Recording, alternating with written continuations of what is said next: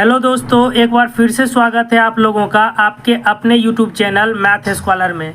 जी हाँ दोस्तों, जैसा कि आप स्क्रीन पर देख रहे हैं, ये बीपीएससी TRE 2.0 का ऑफिशियल क्वेश्चन है दोस्तों मैथ्स का।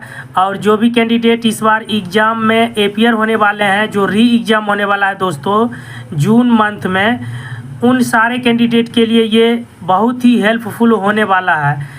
इसमें हम लोग सीखेंगे दोस्तों कि क्वेश्चन का क्या अप्रोच रहना चाहिए सॉल्व करने का और उसका शॉर्टकट ट्रिक क्या रहना चाहिए। ठीक है दोस्तों, चलिए इस वीडियो को शुरू करते हैं। आपसे रिक्वेस्ट है आप इस वीडियो को एंड तक ज़रूर देखें ताकि आपको पूरी बात समझ में आए। 74 नंबर क्वेश्चन देखते हैं दोस्तों। जिस क्वेश्चन में टिक लगा हुआ है दोस्तों वो मैं ऑलरेडी करा चुका हूँ।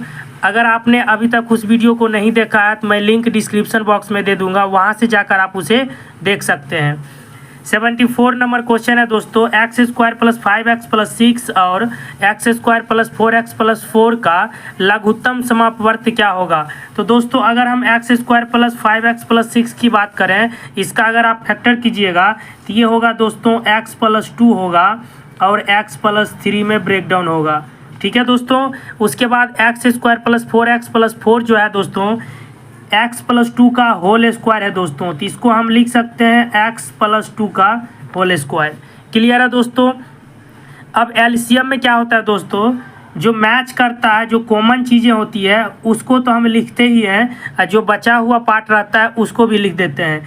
तो यहाँ पर देखिए x + 2 है, यहाँ भी x + 2 है, आपका एक x + 2 बाहर हो जाएगा।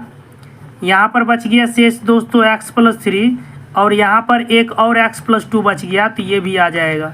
ठीक है दोस्तों, ये आपका आंसर हो गया, option C is the right answer. चलिए दोस्तों आगे बढ़ते हैं।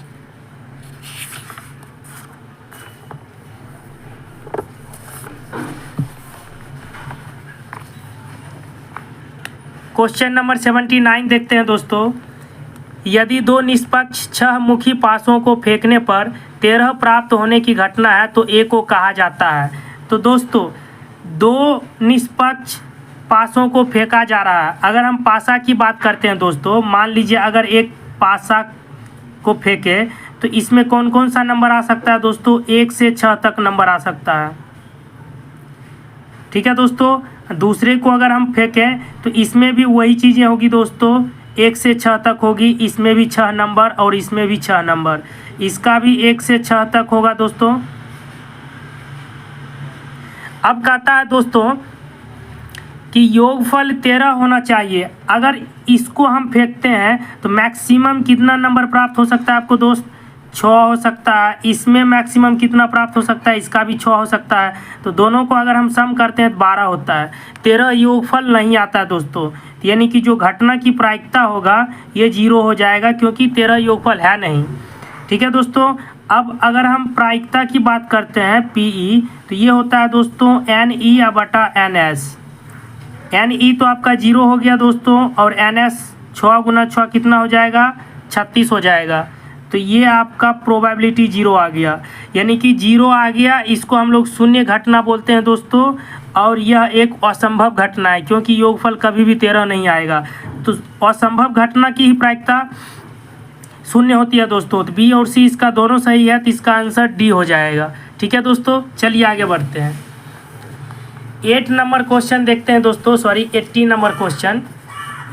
80 नंबर क्वेश्चन क्या कहता है, 3 निष्पक्ष सिक्के को फेंकने से कम एक हेड आने की प्रायिकता क्या होगा। तो दोस्तों जब 3 सिक्के को आप फेंकिएगा तो क्या क्या पॉसिबिलिटी बन सकता है। तो पहला, या तो तीनों पर टेल आ सकता है दोस्तों, या फिर आपका 2 पर टेल आ सकता है और 1 पर हेड आएगा, या फिर आपका पहला पर टेल आएगा, दूसरा पर हेड आएगा और तीसरा पर भी टेल आएगा, या फिर पहला पर टेल आएगा दोस्तों, दूसरा पर हेड आएगा, तीसरा पर भी हेड आएगा, या फिर दोस्तों पहला पर भी हेड, दूसरा पर भी हेड दोस्तों और तीसरा पर क्या हो जाएगा, टेल आ जाएगा, या फिर दोस्तों पहला पर हेड आएगा, दूसरा पर टेल आएगा, फिर तीसरा पर हेड आ जाएगा, या फिर दोस्तों पहला पर हेड, दूसरा पर टेल, फिर तीसरा पर भी टेल, या फिर दोस्तों तीनों पर हेड आ सकता है।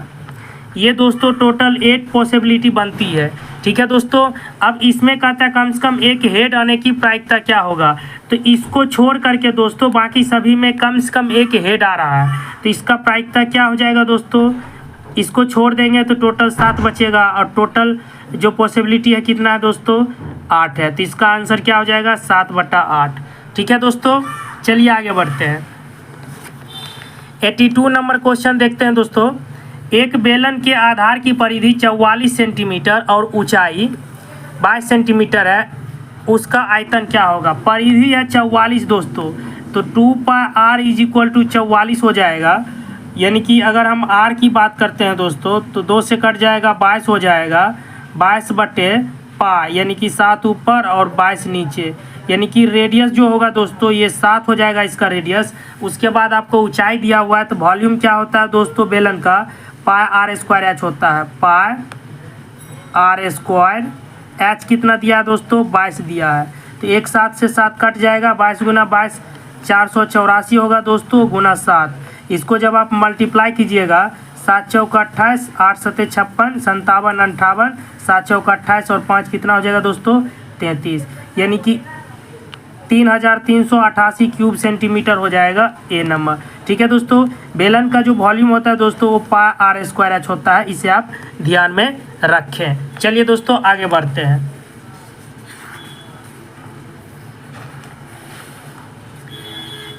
एट्टी 83 नंबर क्वेश्चन की अगर हम बात करते हैं दोस्तों, 24 सेंटीमीटर लंबे, 14 सेंटीमीटर चौड़े और 7.5 सेंटीमीटर ऊंचे घनाभ का संपूर्ण पृष्ठ क्षेत्रफल क्या होगा। तो घनाभ का जो कुल पृष्ठीय क्षेत्रफल होता है दोस्तों 2 × LB + BH + HL होता है।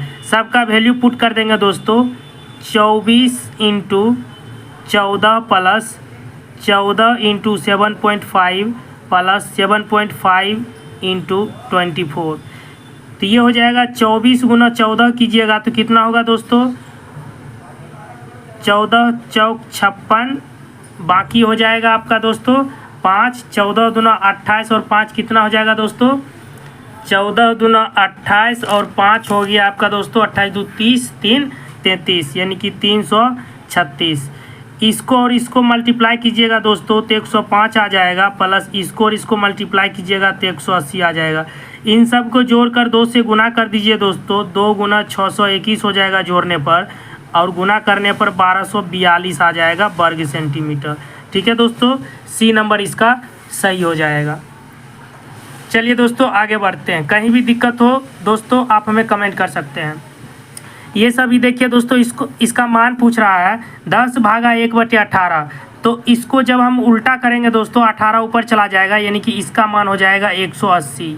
ठीक है दोस्तों, अब फिर 1/180, फिर यहाँ गुना होगा तो 6 × 180 हो जाएगा, और फिर ये ऊपर जाएगा तो दोस्तों सभी गुना में हो जाएगा, 5 × 6 × 180, 6 × 5 = 30 हो गया दोस्तों, गुना 180, 18 × 3 = 54 पर 00। ए नंबर इसका सही हो गया आंसर। ठीक है दोस्तों, आई होप आपको समझ में आ रहा होगा। चलिए दोस्तों आगे बढ़ते हैं। एक वृत्ताकार पार्क की आंतरिक परिधि 440 मीटर है। वृत्ताकार पार्क है दोस्तों, ये देखिए, ये कोई मान लीजिए वृत्त है और इसके चारों ओर एक रास्ता बना हुआ, बीच में पार्क, और आंतरिक परिधि दिया हुआ है 440 मीटर दोस्तों। यहाँ से क्या करते हैं हम लोग रेडियस निकाल लेते हैं। 444 यानी कि 2πr = 440 है, तो ये हो जाएगा दोस्तों 220। r बराबर क्या हो जाएगा दोस्तों 220/22/7, 7 ऊपर जाएगा दोस्तों 22 नीचे आएगा, यानी r का मान आ गया दोस्तों 70 सेंटीमीटर। ठीक है दोस्तों, तो इसका जो रेडियस हो गया दोस्तों ये 70 सेंटीमीटर हो गया, और ये जो चौड़ाई है 14 सेंटीमीटर है। तो बताइए दोस्तों ये जो रेडियस होगा कितना हो जाएगा 70 × 10 = 80 4 84, यानी कैपिटल R जो होगा 84 सेंटीमीटर हो जाएगा कैपिटल R। हमसे डी पूछ रहा है दोस्तों, बाहरी व्यास पूछ रहा है, तो इसको हम क्या करेंगे 2 से गुना कर देंगे, तो ये हो जाएगा 168 मीटर। ठीक है दोस्तों, सभी जगह मीटर है दोस्तों, तो मीटर आप इसको बना दीजिए, ए नंबर इसका आंसर हो गया। ठीक है दोस्तों, चलिए आगे बढ़ते हैं। 86 नंबर की अगर हम बात करते हैं दोस्तों, एक त्रिभुज की भुजाओं की लंबाइयों का अनुपात दिया है 3 4 5। तो देखिए अनुपात में सबका योगफल करेंगे तो ये 12 होगा दोस्तों। 12 पार्ट का वैल्यू 144 दे रखा है, तो यहाँ से एक पार्ट का वैल्यू 12 होगा। तो त्रिभुज की भुजा क्या हो जाएगा दोस्तों, 12 तिया 36, उसके बाद हो जाएगा 12 चौक 48 और 12 पचे 60। ठीक है दोस्तों। तो और परिमिति दिया हुआ दोस्तों पेरीमीटर 144, हम अर्ध परिमाप निकाल लेते हैं, 72 आ जाएगा दोस्तों, 72 सेंटीमीटर। और आपको पता है दोस्तों हीरोन का फॉर्मूला, यानी हीरोन के सूत्र से त्रिभुज का क्षेत्रफल क्या होता है दोस्तों, S into s minus a into s minus b into s minus c, इसका रूट अंडर होता है। ठीक है दोस्तों। तो यहाँ से क्या हो जाएगा, ये 72 हो गया गुना 72 हो गया दोस्तों। उसके बाद 72 में आप ए को माइनस कीजिएगा तो क्या होगा दोस्तों, 36 हो जाएगा। उसके बाद माइनस कीजिएगा 24 हो जाएगा, 48 को माइनस करने पर 60 को माइनस कीजिएगा तो 12 होगा, इसका रूट अंडर। ठीक है दोस्तों। तो यहाँ से बरछक 72, 12 गुना 6, फिर ये हो जाएगा 12 गुना 3, ये हो जाएगा दोस्तों 12 गुना 2 और गुना 12, 1 2 3 4, 12 में 2 12 निकल जाएगा दोस्तों। उसके बाद 3 दूना 6 और 6 छाक 36, एक 6 निकल जाएगा दोस्तों। कितना हो जाएगा दोस्तों, सबको मल्टीप्लाई कीजिएगा तो 864 वर्ग सेंटीमीटर। ठीक है दोस्तों, सी नंबर इसका सही हो गया आंसर। आई होप आपको समझ में आ रहा होगा। चलिए दोस्तों 87 नंबर क्वेश्चन देखते हैं। एक वृत्त तथा एक वर्ग के क्षेत्रफल समान है। वृत्त और वर्ग के क्षेत्रफल समान है, तो वृत्त का क्षेत्रफल क्या होता है दोस्तों, पाई आर स्क्वायर। वर्ग का क्षेत्रफल क्या होता है, भुजा स्क्वायर। यहाँ से त्रिज्या निकालेंगे, आर बराबर एक्स स्क्वायर बटे पाई, तो एक्स स्क्वायर का वर्गमूल एक्स और पाई का वर्गमूल रूट अंडर पाई। ठीक है दोस्तों। वर्ग की भुजा का वृत्त की त्रिज्या से अनुपात, तो वर्ग की भुजा एक्स है, इसका अनुपात निकालना है इस एक्स बटे रूट अंडर पाई से, त्रिज्या है तो रूट अंडर पाई ऊपर चला जाएगा दोस्तों, नीचे एक्स आ जाएगा। तो अनुपात क्या हो गया दोस्तों, पाई/1। ठीक है दोस्तों। चलिए आगे बढ़ते हैं। 88 नंबर क्वेश्चन देखते हैं दोस्तों। एक तांबे के तार को एक समबाहु तार को मोड़कर एक समबाहु त्रिभुज बनाया गया जिसका क्षेत्रफल 121√3 वर्ग सेंटीमीटर है। यदि उसी तार को मोड़कर वृत्ताकार कर दिया जाए तो उस वृत्त का क्षेत्रफल क्या होगा। सबसे पहले हम समबाहु त्रिभुज की भुजा निकालते हैं दोस्तों। समबाहु त्रिभुज का क्षेत्रफल होता है √3/4 गुना भुजा स्क्वायर, और ये दे रखा है दोस्तों 121√3। यहाँ से √3 कट जाएगा दोस्तों, एक्स स्क्वायर बराबर क्या आ जाएगा दोस्तों, ये हो जाएगा 11 इसका वर्गमूल और इसका हो जाएगा 2, यानी 22 सेंटीमीटर समबाहु त्रिभुज की भुजा आ गया। ठीक है दोस्तों। तो समबाहु त्रिभुज की पेरीमीटर कितना होगा दोस्तों, 3 × 22 66 सेंटीमीटर। अब इसको मोड़ करके क्या बनाया जा रहा है दोस्तों, वृत्ताकार। तो वृत्त का परिधि होता है 2πr बराबर कितना होगा दोस्तों, 66। दिख रहा है दोस्तों। अब यहाँ से हो जाएगा 33 से कट जाएगा दोस्तों, तो r निकालेंगे तो 33 गुना 7 और बटे 22 हो जाएगा, 11 दूनी 22, 11 तिया 33, यानी कि 21/2 सेंटीमीटर रेडियस आ गया। ठीक है दोस्तों। अब हमें चाहिए वृत्त का क्षेत्रफल, तो क्षेत्रफल होता है पाई/r²।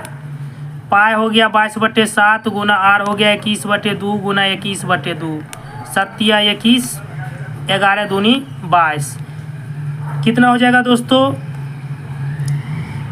63 हो गया गुना 11/2। इसको गुना करके 2 से भाग दीजिएगा दोस्तों तो 346.50 आ जाएगा वर्ग सेंटीमीटर।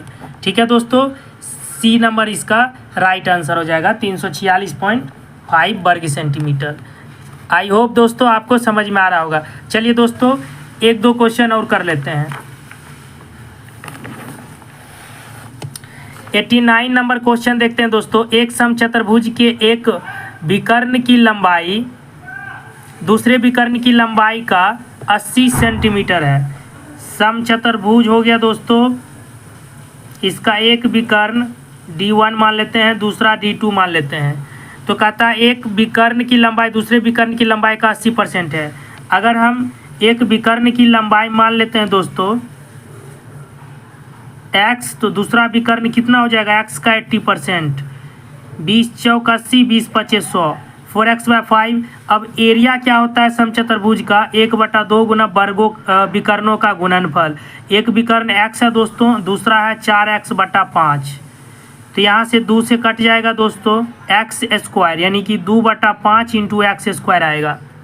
अब कहता है तो समचतुर्भुज का क्षेत्रफल बड़े विकर्ण के वर्ग का x गुना है, वर्ग का x गुना है। इसको छोड़ करके देखिए कितना गुना है दोस्तों, 2/5।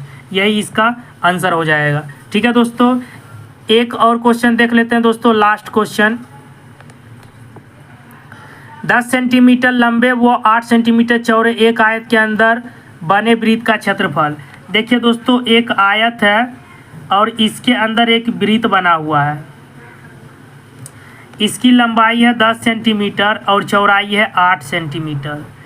इसकी अगर हम बात करें तो जब आयत के अंदर कोई वृत्त बनता है दोस्तों, तो देखिए इसका जो व्यास का लेंथ है इस आयत के चौड़ाई के लेंथ के बराबर है। ये 8 है तो इसका मतलब वृत्त का व्यास 8 सेंटीमीटर है। तो त्रिज्या कितना हो जाएगा दोस्तों, 4 सेंटीमीटर।